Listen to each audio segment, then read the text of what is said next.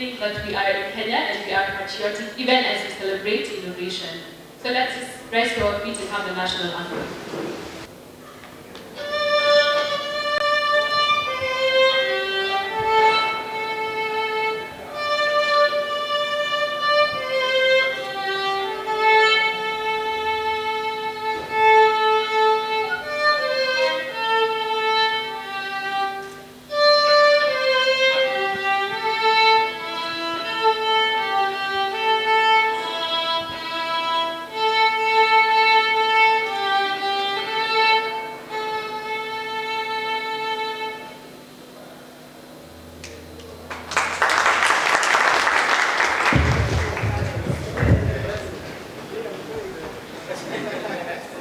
For leading us with the national anthem. My name is Tara Wanjohi. I'm the event manager for this year's Tech Expo. And it's with great pleasure that I welcome you to the 6th edition of Jkuat Tech Expo.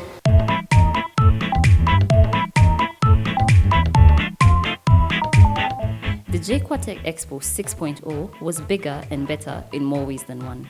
With mind-blowing projects, new and different sponsors, and a well-able team overseeing it, it was a well-managed sequel to last year's event. Over the years, we have grown in leaps and bounds. This year proved that because we have over 30 projects, and they were very mature projects. The judges had hard time. The kind of project we saw are the things that can go actually in the market. This is the Mira Beverage project, and as you can see before you, we have the products displayed for you. We have quite a wide range of products, starting from wines to juices. Our project is called DTX Power. It's a transformer monitoring, protection and geolocation system. We basically monitor the transformer conditions, that is power, voltage, temperature and oil level. That data can be seen on site using an LCD display integrated into our system, and also we send the data to the control center where it can be seen using a web application which we have developed, which is going to be used by the control center monitoring personnel.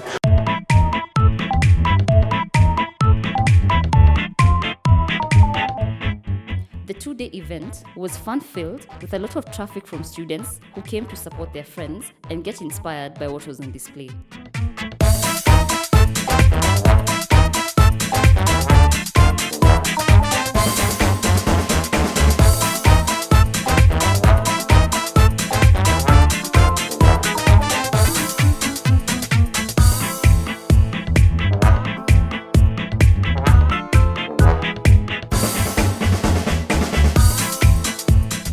Our chief guest this year graced us and had this to say. What will help us to come out of the problem of unemployment is not trading. You know, Kenya, we are very good in trading. Unaenda kununua vitu China, Abuja. If you walk in Nairobi, the stores are so many, isn't it? All over the place. There are so many stores. Kila mtu anauza tu, mwingine anauza nini? Because we are a consumer economy. We need to turn that one around. A consumer economy cannot create employment unless we start producing things with our own hands, producing things, innovating things, coming up with new products and services that will be able to create employment. All those innovations I saw there, all those are businesses. A business which can employ 5,000 people and above, if well managed. So, ladies and gentlemen, I'm very encouraged today and very excited to have really witnessed what I've witnessed today. The young people, our students, have creative minds, creative energy, a lot of energy. And most of the time when we walk around and see what you do, we see the potential that you have the ability to convert that energy, potential energy, domicile in you, in your brain, into great things that inspire us. A well-coordinated and very informative panel session crowned the Expo 6.0 event. With seasoned industry players and businessmen comprising it, they went on to discuss issues in the mind of every student. In this context, we're all students here, and some of us are about to graduate. So, if we're about to join the job market, how would you advise people? What is more important, passion or skill? Because not everybody has identified what they are passionate about. So, when you're employing someone or when you're working with someone, who is more valuable to work with? Someone who is skilled or somebody who is passionate about what they're doing? You have to love what you do. So sometimes if you by God's grace and by some very nice luck, you end up doing something you love, by all means, make sure you're skillful at it. If you find yourself doing something, well, you're not very interested in it, please be skillful at it. Skill counts, and on the other hand, passion counts. Because without passion, I do not think you'll be able to grow. I don't think you'd be able to push forward. And so it's a bit of a balance. It has to be a balance. My journey has been influenced by a couple of things. Yes, my passion for what I do currently, communications and collaboration. But I also know that where I am right now, the work I'm doing, and I thank God my boss is not here. It's not my passion. Yeah? How honest. Yes, it's not what I'm passionate about. The daily job that I do is not what I'm passionate about. But I'm passionate about the outcome of that particular job. Because what happens is, I go, for example, we were doing an installation for example, GE. GE uses Cisco telepresence equipment. Yes. So GE has a contract with Dimension Data globally. There's some small contract they use. So they use telepresence equipment. So today GE would operate on someone remotely using telemedicine. Installing the telepresence equipment for me is not what I'm passionate about. But that is exactly what I do. That is what I'm skilled. I lead my team to do. But I'm passionate about the outcome that GE delivers through that particular telepresence. Today, GE, for example, and I like using GE and also Microsoft, for example. GE has installed, I think, a couple of MRI systems around the country. This is helping people to access medical services. The installation of the technology, I have the skill to do it, but I'm not passionate about it. I'm happy when I see someone walk into an MRI, he's able to receive treatment and is able to walk back home. That is what gives me joy. That is what I'm passionate about.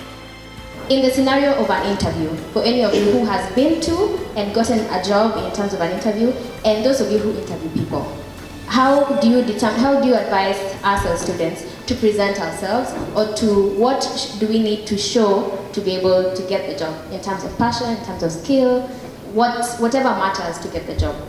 Social media, I would say, I know Facebook, everyone has one, or most of everyone has one, and we love posting pictures everywhere, every second we do. Just know when you go for interviews, and maybe it was a bad interview, don't comment on your Facebook, because just in case those guys thought you were good and they thought you were bad, they might go back to your Facebook and say, oh, let's say what he said. And social media goes far these days. So watch what you put on your postings, and because if you're hired by GE, for example, you're carrying the brand. So whenever you go to anybody and they see you doing weird stuff, they'll be like the GE guy. They might not know you, but the GE name comes in. And that becomes a big issue for GE. So remember, when you go interview, if you get the job, you're carrying the brand of that place. And so you have to keep it. Don't just sit there and expect that the world after graduating will be waiting for you. With the little that you have, do something and prove that you can consolidate the few ideas that you have, and you can, at least you have that, the big bit of where you want to be tomorrow. But while you're sitting right where you are today, do something with the little that you have. In my experience at the interview, actually done interviews for student partners, and one of the things I actually noted that would probably not land some of your jobs, someone probably comes with like a 3-page CV. You are a student, you give me a 3-page CV. I've been there for like 7-8 years in the industry, and my CV is a 1-page summary. So In short, when you come up with your CV, give me a one-page. From that summary, I can actually pick up your skills. You know, I can know this particular guy is good at this and this. Another thing probably I can add, much as you've done your CV, it's always good also to have a portfolio of the things you do. Like you said, you know, like I've done hackathon, you know, I did an SDK training, I developed an app, I did this and this. You know, you just have a portfolio, whether it be it online or a hard copy, you know, that will actually add to you, or adding to the success of you landing that job.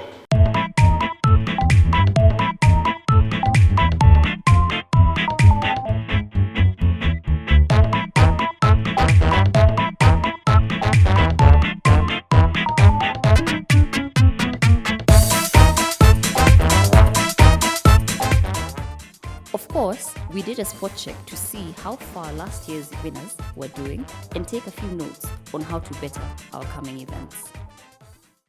I'm Andrew Kavugi, formerly of Jkuat, and currently I'm the CEO of Kojenga Company Limited and CEO of Bintech Limited. Kojenga Company Limited derives its basis from the project we had back in the Tech Expo of developing construction material from plastic waste and sand.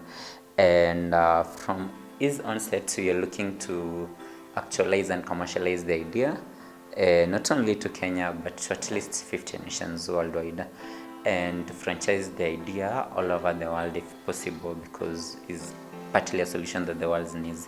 So currently we've been on a journey of capital sourcing, which I can say so far been successful. We had several finances to choose from, so we had several bargains, and we finally for one investor called Julian Kula. Is the CEO Moda, and I personally love to invest. When we came across what Kojenga was doing, actually it's you actually came across it. You came and told me that there are some crazy chaps who are creating building material from plastic waste and sand. And the moment he mentioned it to me, I said we should actually just come to see how this can be both an environmental opportunity, but also as an opportunity just to see, can it change how construction is done in Africa, you know, and how people do construction in Africa. So we were personally interested in investing in terms of structuring the business to be of interest to investors, to people who look at an opportunity in terms of its growth, scalability, interest in terms of market base, what can they attract, and that's what we saw in Kojenga, an opportunity that can pretty much be scaled and that can change how construction industry is running in Africa. I'd say winning always comes down to planning. So I'd also add that we were well prepared and we tackled it to our best of our ability, and after giving it all we believed was our best, I think we achieved the results. We actually have already, like, I have gave us an opportunity to pilot test the product we had made. The one we had for the Tech Expo was more like a prototype. So I have provided as a place to more like make our product and actually be in a form that can be used in the market, which we managed to do. And one of the systems that's been there has been working since last year August and still works okay even now. We're also able to install another one within the same premises, and that has been working I think from February and still working okay. And we're actually doing another one, and hopefully we're going to do even more and slowly have the whole system in the country.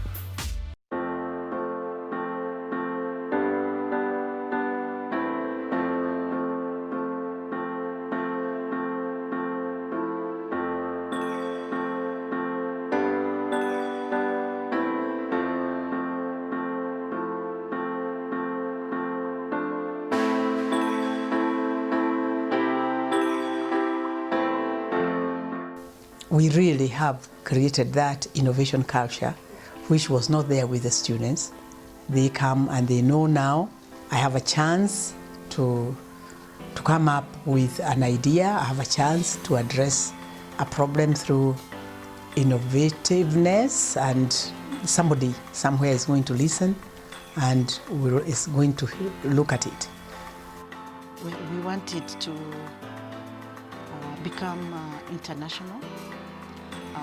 We want it to diversify, and so that now, like some of those ideas that you are talking about can be incorporated, so that they are under one roof, so that as a student develops the ideas and we go the incubation way, there can be other channels of taking out some of these innovations, which are credible, probably channels, which can be international, and which can bring in enough money for the student to live on.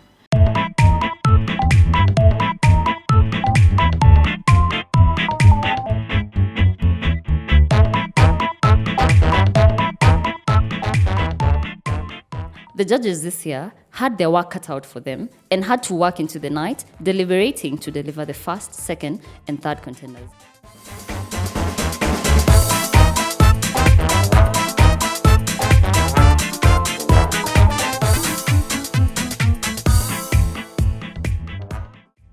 So now, to announce the winners, the moment we have all been waiting for. Drum roll, anyone? In third place, we have a tie. Yes, we have a tie. The first group to win the third place position is Digital Power Distribution.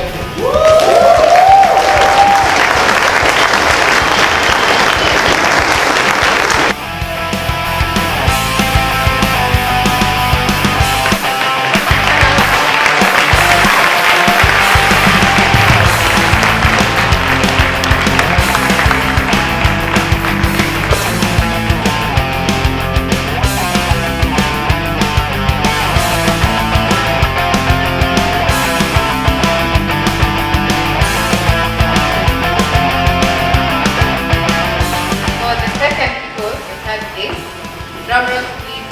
I don't feel any excitement. Transformer monitoring and geolocation.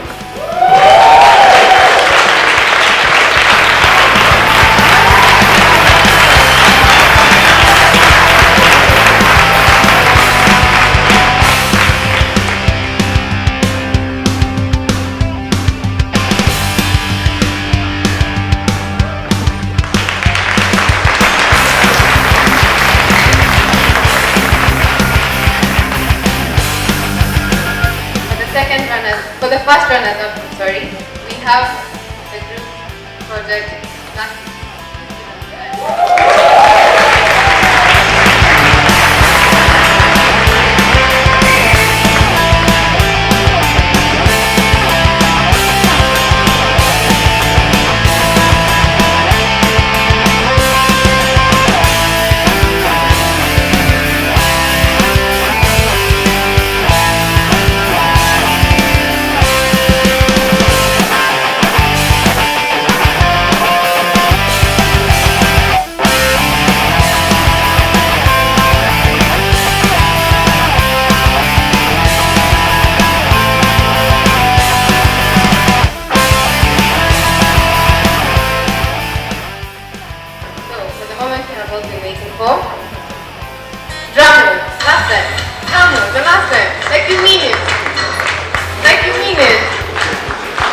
The winner of this year's Tech Expo is the development of Mira Beverages.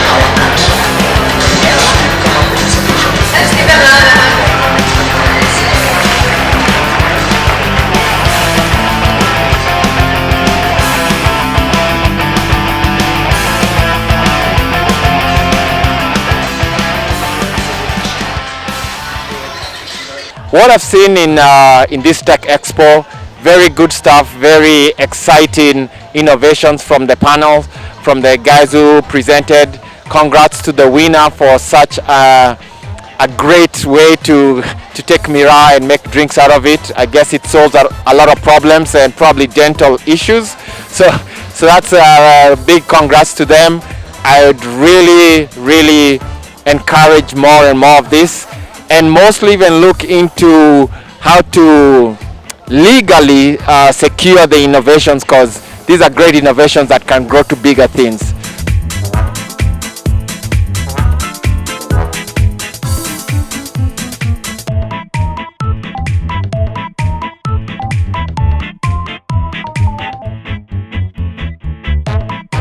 Of course, as in every situation, there were some challenges, but the committee took them in stride, handling them seamlessly to make sure that everything went according to plan.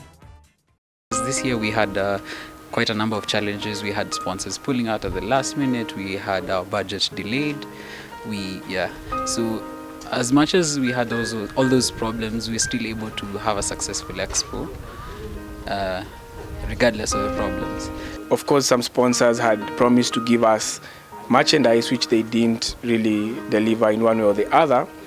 And again, as a finance lead, I had challenges with delayed processing of money from the respective offices.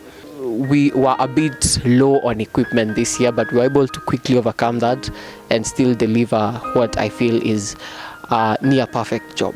There was a very short period of time in which the exhibitors were expected to do a lot of things. They're expected to come up with a business proposal, they're expected to protect their ideas, and all this was too close to the expo. The amazing thing about working with this committee is that we always find a way around it, and most people didn't even notice the hitch. We found a way to fill the space, and it worked out pretty well.